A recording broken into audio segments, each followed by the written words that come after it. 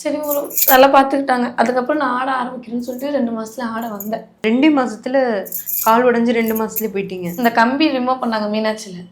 இது இதுல வச்சாங்க ஜிஹெச்ல. இது மீனாட்சியில வச்சாங்க. ரிமூவ் பண்றதுக்கு 1.5 லட்ச ரூபா ஆச்சு. அந்த கம்பி ரிமூவ் பண்றதுக்கு 1.5 லட்ச ரூபா ஆச்சு. அது பார்த்து ரெடி பண்ணி கொடுத்துட்டு மூணே ஸ்டேஜ் தான் ஏறி இருப்பேன் தஞ்சாவூர்ல. 3 ஸ்டேஜ்.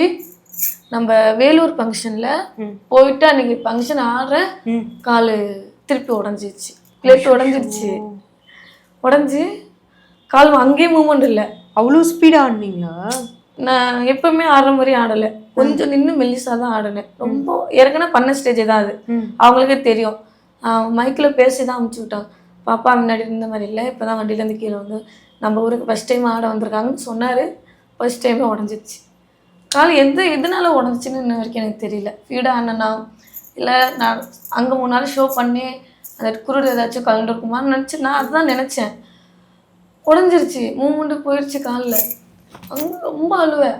அப்புறம் எங்கள் ஓனர் தஞ்சாவூர்லேருந்து கார் வர வச்சு மீனாட்சிக்கு அனுப்பிச்சி விட்டார். தஞ்சாவூர் மீனாட்சிக்கு போனோம்.